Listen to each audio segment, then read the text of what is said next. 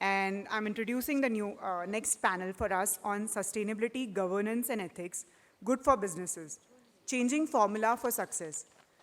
May I call on stage Vipul Parekh, co-founder, CMO, CFO of Big Basket, India's largest online grocery retailer.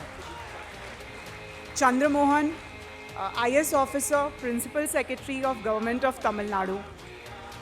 Dr. Mukund Rajan, corporate strategist with Tata, who is also served as Chief Ethics Officer. He's an Oxford alumni and chairs number of industrial bodies like FICCI and CII. Lastly, our moderator, Fatima, who's done multiple TV shows, is a consulting editor with Bloomberg TV India. Okay. Thank you, guys.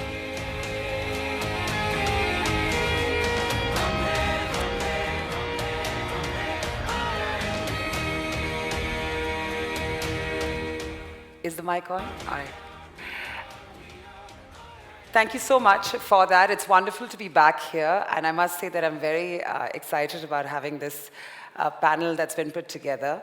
I must say that the address that we saw earlier was highly invigorating, and it's definitely making me reconsider all the choices I have made in my life.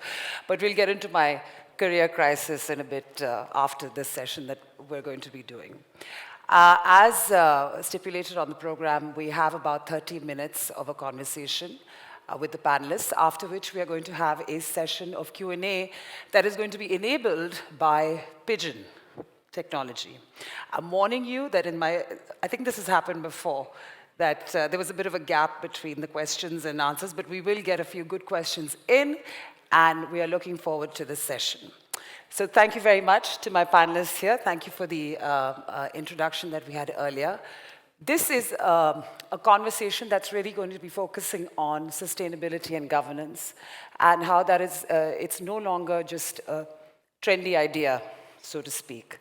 The great thing about this panel is that I have the vantage point of, from an entrepreneur, from the financial part of it, and of course from the experience that one has had on the ground as government as well. Let me start by asking all my panelists the basic question, which is,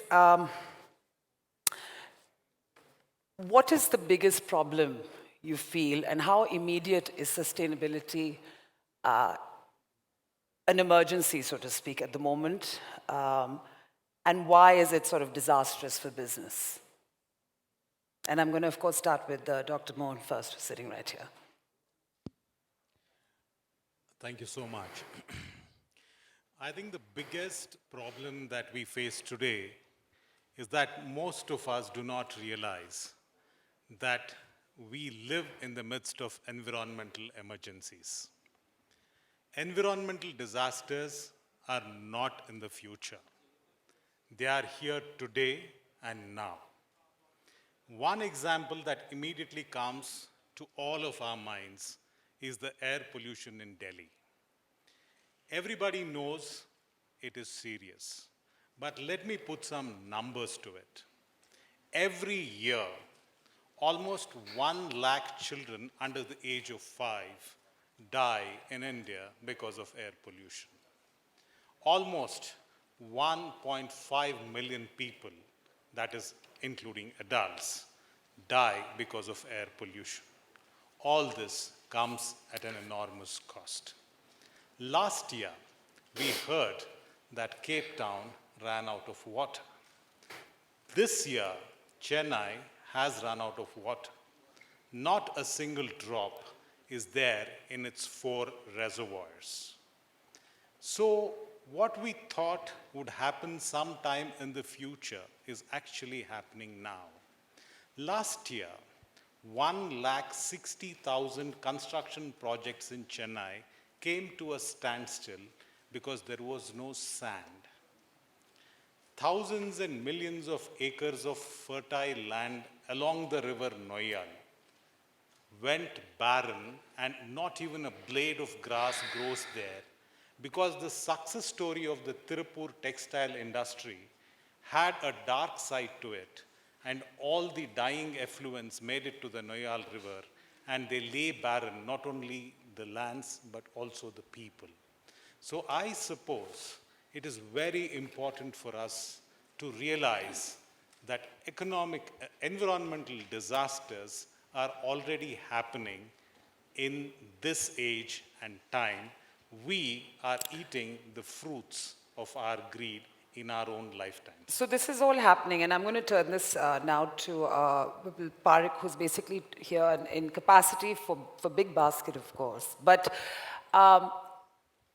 what is the latest sort of hit you've seen, or what are the kind of dangers that you've had to sort of deal with when it comes to being a business that is struggling with global sustainability issues? My story, one of the first things I realized, okay, here it goes, sorry. One of the first things I realized, I heard about ESG 4 years back. I'd never heard of it before. And it happened that, we were raising capital and we were talking to IFC, the World Bank. And World Bank is an impact investor. They said, we want to invest in you. I said, obviously we want money. So they said, we have a very strict ESG code or framework. You guys need to follow it. I said, whatever it is, we'll sign. And they said, so we drew up the agreement. It had some 30 pages of what we need to do on ESG. I said, I just blindly signed all of it. We were raising capital. I wasn't going to ask questions of an investor. And we got the money in, and 2 months later, they said, okay, what have you done on the ESG framework? And I said, what ESG framework? He said, did you read those 30 pages that were sitting in the document? And that was my rather torrid introduction to ESG. And then I started reading about it and sort of learned what it stood for. And then IFC said, you need to have an ESG coordinator for the company, somebody who will lead all the ESG initiatives. And I realized there was, one, I was also the CFO. I didn't want to spend money and hire one more ESG coordinator who would cost us. So I said, I'll become the ESG coordinator. Amongst other things that I was doing, I said, okay, this is going to be fun. Let me learn about this. And there began my introduction to ESG. And over the last 3 to 4 years, I've realized that the biggest challenge for ESG is not so much that it can make a transformation in a company. It's just that companies don't believe or don't realize what impact it can have. And talking about our own experience, and it's been an amazing experience. I spent this 4 years. I continue to be the ESG coordinator, incidentally, by choice now.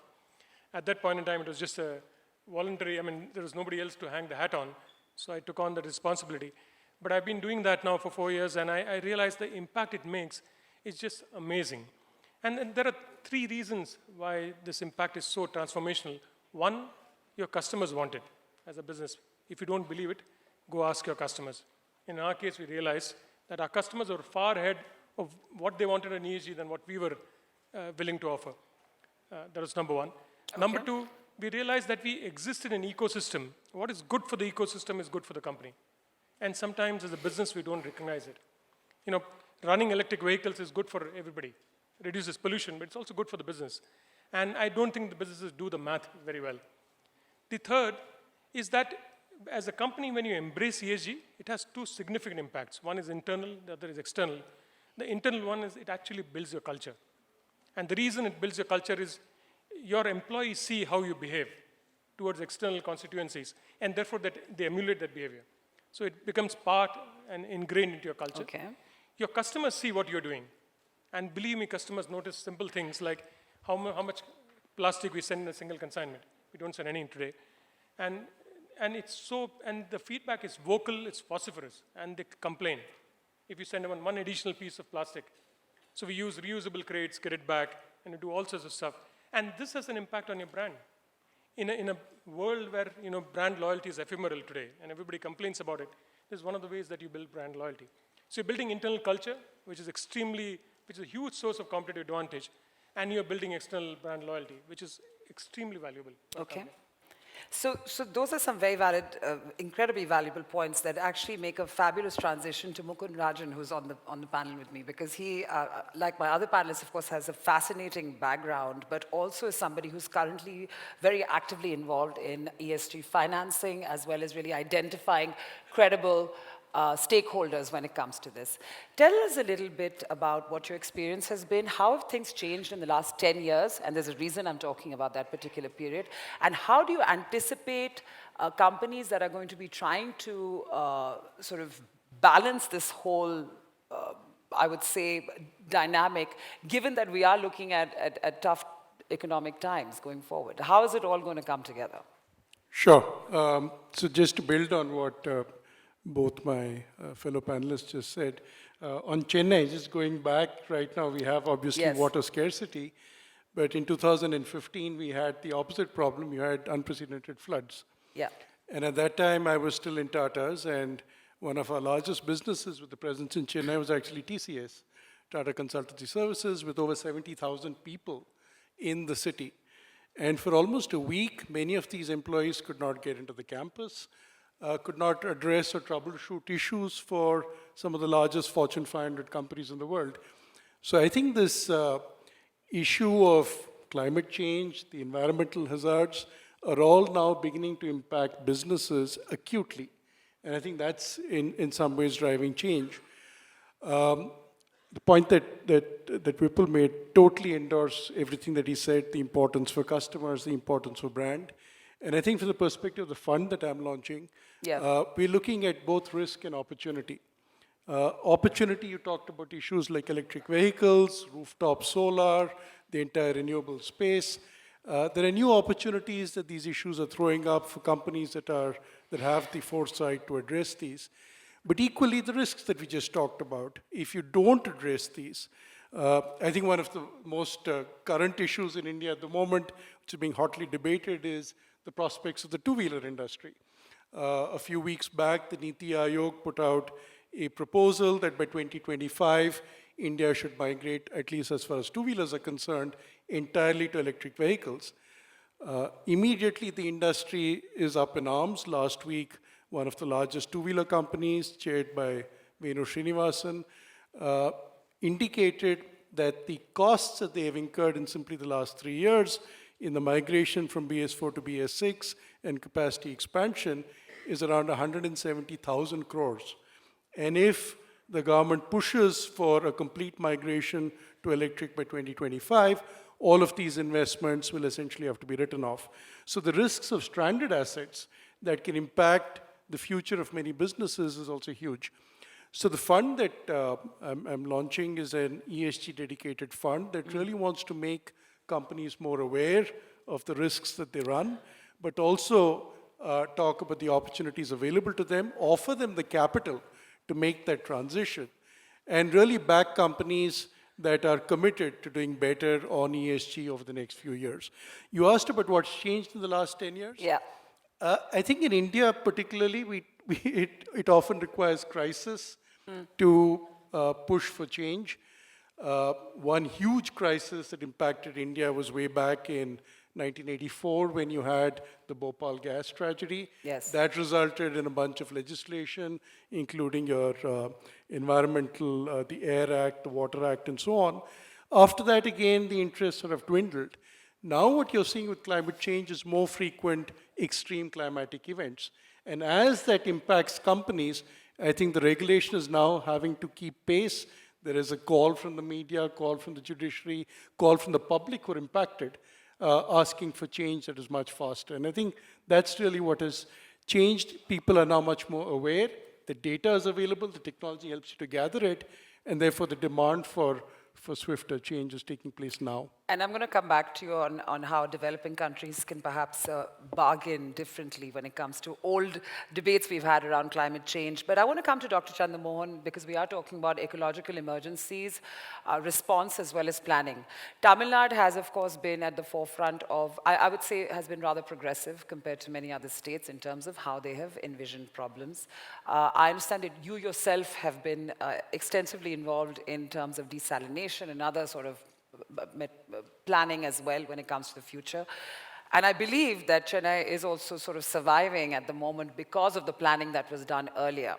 Tell us how this happened and realistically, how easy was it to be working with the different stakeholders for implementation? Thank you. I would speak from my experiences of having headed Metro Water Chennai for about more than 3 years. Today, without even a single drop of water in its reservoirs, if Chennai still is able to survive and go ahead, it is because of the dramatically progressive and far-sighted steps that the government has been able to take starting from 2003, 2004. In fact, a metropolitan city like Chennai, which has an enormous requirement of water, has no surface sources anywhere nearby.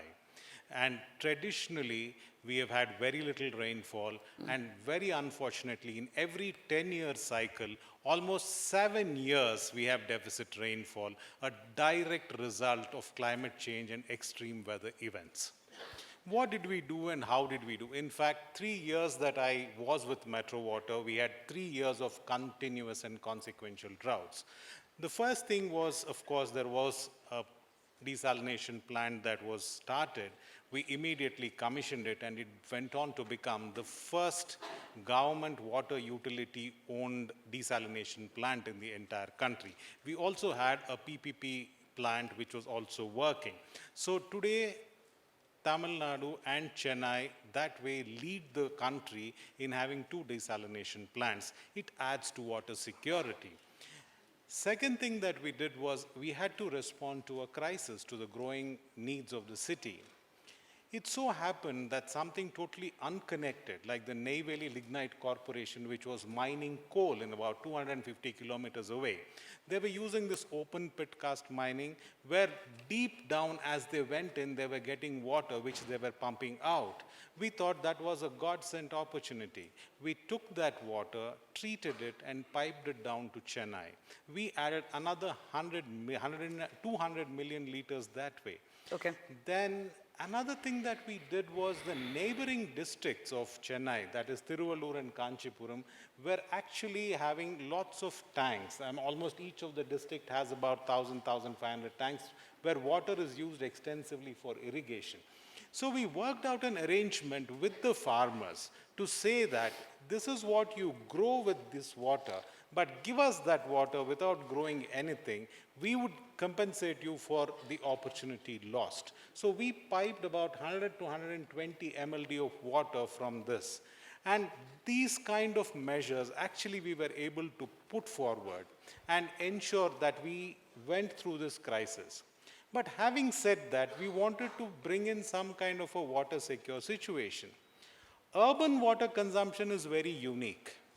Of the 100 liters of water that you consume every day, almost 85% is for non-consumptive uses. It essentially means that 85% is available to you in some form which is dirty.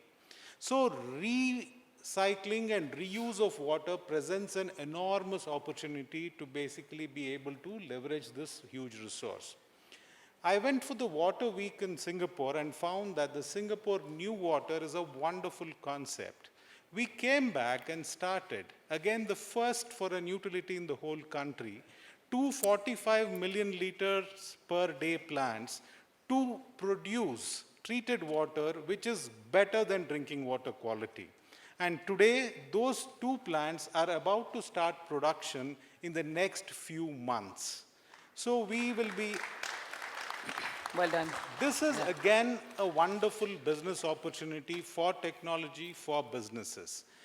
An example of how good environmental sustainability also makes for good business opportunity. Okay.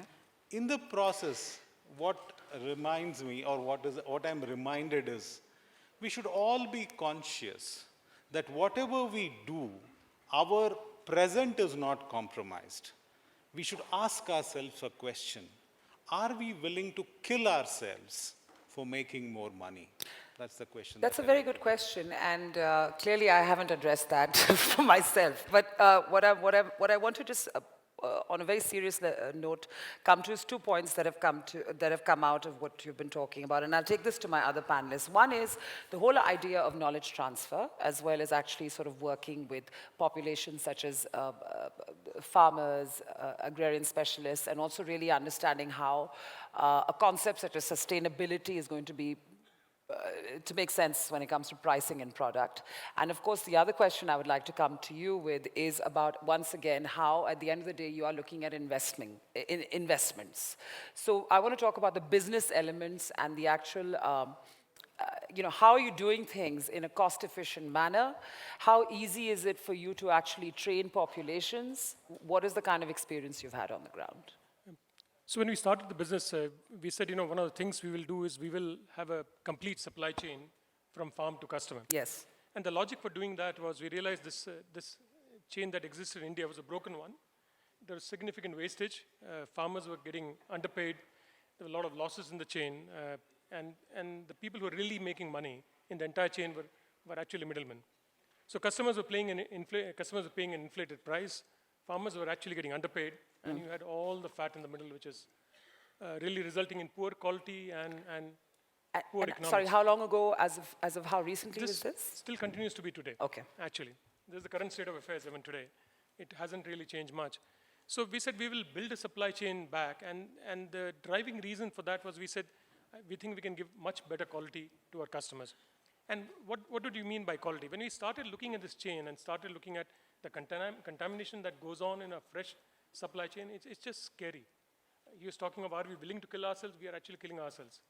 And we don't know this. Because thanks to the Green Revolution, one of the things that happened in India, it sort of legitimized chemical fertilizers. And all farmers were taught very well how to use it. And this has stayed there. We never went to the next wave, telling them, it's high time we stop using chemical fertilizers, let's move to more organic fertilizers, let's move to more sustainable methods of farming, use less water, don't grow only cereals. How much cereal can we eat? There are so many crops that you can grow which are far more valuable and have higher productivity. None of this has happened. The second wave of technology that should have happened to our farms never came. And thanks to that, what we get today out of farms is actually very mediocre, contaminated produce. And all of us are consuming it every day. Because that's one thing everybody eats every day. You're eating vegetables, you're eating fruits. And sometimes a lot more dangerous than a lot of other food products today, unfortunately. So one of the things we said was, how do we actually go back into the chain and make a difference? And we set a which sounds very grandiose today, a vision for ourselves saying that we'll move our entire supply chain to organic over the next decade. And he said it'll take us a long time to do that, but it's important to do that. And how do we do this? We have to go back and make sure that the farmers work with us. And the farmer doesn't know why he should work with you. Where's the incentive? There is no incentive. Actually, the disincentive. That's the problem, right? So today the farmer, one big problem the farmer has, he doesn't understand what is organic. Okay. Second, nobody's told him how to do it. The ones which have been told, it requires a long time for the farm to actually be certified organic. So you have to make an investment. So who's going to pay for his livelihood during the interim? And fourth, he doesn't know how to do it. Even if you tell him if he's willing to do all this, he has no clue how to do it. There's a huge amount of government incentives available. He doesn't know how to use them. So therefore, we said, how do we actually make a change? So we've started now building model farms. And we said, it's important to show to farmers how this is to be done. All of us believe farmers know how to do their job. No, nobody's taught them. Not for the last 30, 40 years. So they're still stuck in the 60s, in the Green Revolution days. So therefore, we're building model farms, telling them which crops to grow, how to become organic, which government schemes are available. We are providing trained manpower to assist the farmers, to inspect their farms. We're monitoring their farms through technology, telling them this is what will grow well here. These are the kind of fertilizer you need to use. This is the kind of crop that you need to produce. This is the frequency that you need to rotate. These are the kinds of soil conservation methods you need to use. Because one of the challenges they have is soil output drops dramatically when you keep overusing it. Yeah. And that's one of the biggest challenges. The second challenge is water. Water is not available. So how do you use less water? How do you make it more sustainable and grow it? And therefore, the drive is really educating the farmers and making them change and hoping that will change the ecosystem down. Okay, and given the fact that every void in a system is an opportunity, I think that's the first rule that one understands in terms of translating to any successful business. Mukund Rajan, do you want to talk to us a little bit more in terms of the kind of opportunities you're seeing within India at the moment and how we perhaps have unique voids as well as opportunities for innovation when it comes to creating hot, sustainable, well-governed businesses going forward? Sure. So let me give you one example of one of the large Tata companies which I was personally involved with. So this goes back to maybe 2014, and the company is Tata Power, which in our group is probably one of the largest greenhouse gas, carbon dioxide emitters, simply because the bulk of their power production is based on coal. Already to move towards more efficient production of energy. They had migrated to superthermal power projects.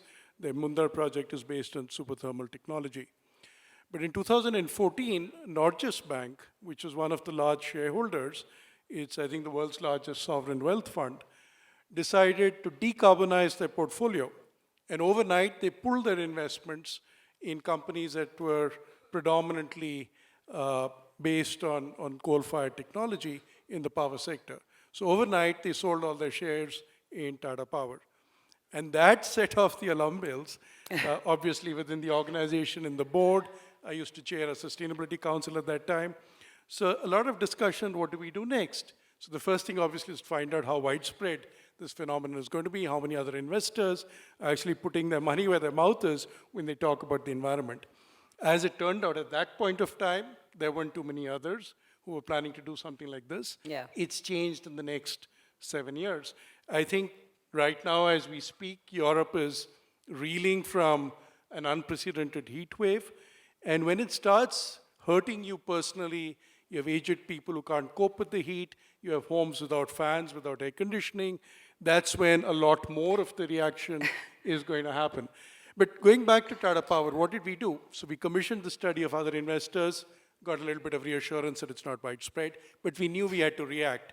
And that's the point of time when they announced publicly that by 2025, 40% of the production would migrate to renewables, and they were going to essentially cap their coal-fired technology. So they've not invested further in thermal power since then, but they've become one of India's largest renewable energy producers.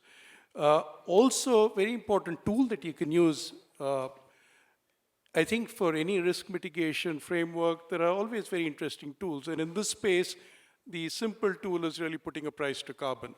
So if you have an internal price for carbon, you make all your capital investment decisions predicated on whether the cost benefit makes sense if you price carbon appropriately. Okay. They've started doing that, so have other Tata companies, Tata Steel, Tata Chemicals. So now it's spreading across the Tata Group. So that's one example of how you need to react and then well in time detect opportunities. So here's a thermal company that's now moving and becoming India's largest renewables player. Okay. I have another 5 minutes with you, and my time is almost up, and then it's the audience. I want to just quickly ask you about the whole link between, I think we've established the idea of sustainability making sense for business as well as the dangers of not following it. I want to talk about governance for a minute, because I think they're interlinked, and also governance is a very relevant issue at the moment when it comes to being the change, so to speak. I just want to quickly ask you, and I'm going to start with Dr. here, which is basically, Dr. Mohan, tell me, is the word governance just a nice fancy word still for us? Does it really matter? And who is going to ensure that governance is actually happening and going to track it? Because that is also going to really be directly linked to the kind of delivery you have as a company or as even any kind of platform when it comes to these large goals. So what is governance all about, and where do you think we are when it comes to it? And of course, credibility of data, which was something we were talking about earlier, but we may not get into it. Governance is all pervasive. In fact, in IT terms, I would call it the operating system which ensures that everybody plays out. Okay. Governance is something like air. If it is there, you won't feel it. But if it is not there, you will suffocate to the point of death. Governance today, much as we have or may not have a lot of complaints about, still does exist. In fact, if Bangalore is the IT capital of India, if Chennai is the automotive hub of India, if we are able to attract investment into these states, into these destinations, if still we lead in terms of productivity, in terms of our ability to contribute, somewhere governance is making it happen. Okay. Governance necessarily is an end result of multiple factors impinging on it. Various stakeholders, technology, and more important, the people. All three interact, and the end result is what we would call governance. In fact, yesterday I was talking to Mukund, and he said something very interesting. He says, if you fix governance, you fixed everything. Okay. That is a wonderful thing, and it is today a very pragmatic reality. In Tamil Nadu, in Chennai, for example, it was governance and good governance that helped us, enabled us to plan for some measures which today give us, if not how much water we actually want to have, but at least it has left us with enough water to be able to live. So these are some examples. I can bring any more. In fact, governance and the lack and the facilitation of governance made us to have a communication revolution in this country. Okay. The concept of enabling private partnership in highways infrastructure today has given us one of the world's best transport infrastructures in the world. I think it's all because governance has made this possible. Sure. I just want to ask Vipul, in his capacity as an entrepreneur, governance, what does that word mean for you? How much does it, how much does it really matter in your daily It matters a lot. execution? My take on that is very simple. Governance is, for most private companies like ours, companies are governed by boards, and therefore a lot at the top really revests with the board. The problem is boards don't know. And they don't know enough of the business, they don't know enough of what's going on in the company. And if you look at it, you can't expect them to know. Right? If you look at independent board directors, they're sitting on 8 boards, they have a profession to lead, they really don't have enough knowledge of what's going on in the company. So therefore, the biggest challenge that you have is how do you build transparency, how do you educate your board?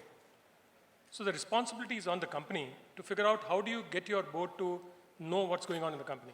So how do you do it? And one thing which you have learned, and this happened, we are so out of sync with our board in our previous venture, which didn't go anywhere, that we learned that we won't do this again. So we said we will force our board to learn what we do. Okay. And we said, most entrepreneurs dread board meetings. We said we'll have a board meeting every month. In fact, when we started, we used to have a board meeting every 15 days. So we said we forced it on, and we made it mandatory for board members to come.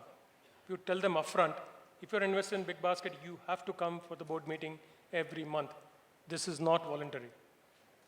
And what has happened as a consequence is that they know the company extremely well. So we are not discussing what happened last week. Right. They're saying, okay, this is not working, how are you fixing this? What are you guys doing on this? This is what your competition is doing.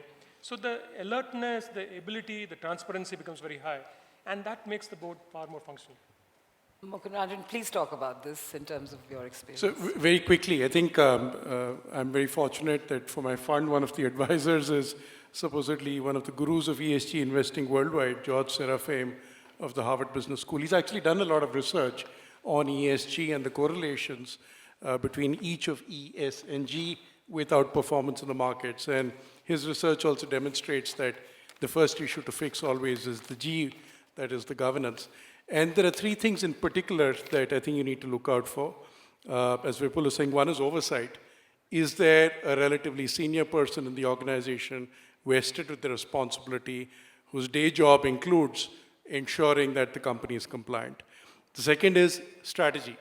Is there a strategy in place that people can point to and say, this is how we're going to get from point A to point B. These are the material ESG issues that impact our industry and our business, and this is how we're going to get better, and this is the time frame in which we're going to do it. And the third is functional integration. So are all parts of the organization talking the same language? So in supply chain interacts with marketing, interacts with sales, interacts with HR. Are they all aware that we have a sustainability strategy? Are they aware what the targets and goals are? Are they aware how their function will contribute to that? If you've got all 3 stitched up, then you're in a good space. All right, so you're in a good space. Gentlemen, thank you so much for this conversation. And a big thank you to our wonderful audience, actually, that seems to have really listened to every single word of what we said, because there was absolute silence in the room. But thank you. Very quickly, we seem to be running behind schedule, so I'm just going to be taking two of the questions that I see in front of me, and I would just ask my panelists to also just be a little brief in their answers as well. Some of these seem pointed, others don't. I'm going to, in fact, ask Dr. Mohan to answer on this one. One of the questions is, our policies are so prone to bureaucratic churn, one person leaves and things start from scratch once again. How can sustainability be institutionalized in governments? I entirely agree with you that this is a challenge that we live every day. So, but there are some systems, for example, if you, in a government system, if you have a government order, for example, you want to take up a project, a new water project which we implemented. The government passed orders, the work started, I left the organization, but the project continues, it is now going to deliver. So it is necessarily important to embed into your system what change or what project that you are planning to do. It is possible, but it is not entirely free of the risk of constant changes. Not only in bureaucratic, even when governments change, priorities change. Unfortunately, that is reality in democracy. Thank you. Thank you for that. The next quick question I have is, why can't companies do anything without, why can't they do anything without forced regulations or being forced by regulations? I think I'd like Vipul to actually answer that. I'm not quite sure if your company's sort of being forced into behaving itself, but... So I would say not true. Companies do things without being forced, and we are an example of that. And we've been doing this for much before there were any regulations or any kind of awareness. I think please remember, most startups and most companies, the first goal is to survive. They are just like individuals, they need to make sure that they take the path of least resistance, be most productive in the primary business goal, which is building business. I think the failure really happens not so much in that the companies don't want to do anything. Nobody's telling them what's the benefit of doing it. Right. And which is why I started with that first question, saying that I don't think companies themselves recognize that there is a significant benefit to doing so. And I think if that benefit becomes more apparent, all companies will do it, because they'll realize the business is good in it. So motivation has to exist even for that. This is a question I'm going to take to Mukund Rajan, and I'm going to cut it in half, because part of it seems to be a comment, part of it seems to be a question, and the question is what I'll take. Are governance and enforcement the same? Well, I mean, do they imply the same, the words governance and enforcement, or an enforcing body, so to speak? What is it? Well, I mean, clearly not, and we can get into a philosophical discussion on what these words really mean. But a lot of governance in some of the best companies is sort of internalizing a lot of these issues. Like I said earlier on ESG, do you have a sustainability strategy? Is that sufficiently embedded within the organization? Right. Is everyone trained and aware of the responsibilities? Does it mesh together really well? Enforcement is something that's not in everyone's hands. At the end of the day, there may be an enforcer, a government, a regulator. Sometimes customers will vote with their feet, shareholders will vote with their feet, and that creates separate kind of pressures, and therefore enforcement, if you will, of an agenda that they pursue. But I think these are separate issues. And going back to the earlier question also, companies can't be expected to only respond, or ideally you shouldn't want companies to only respond to the heavy hand of enforcement or the threat of penalties or legal issues. You would want people to have data, to have information, and then to understand how they need to proactively embrace change and act on that. Thank you very much. That closes our Q&A session and also this moderation. Thank you very much for this opportunity. Thanks. Some key takeaways of this session were ESG is critical because your customer wants it. If you don't address it now, the business and life is going to suffer. Either we lead or we will be left behind. Can I call on stage Harish Mittal and Jilani, please?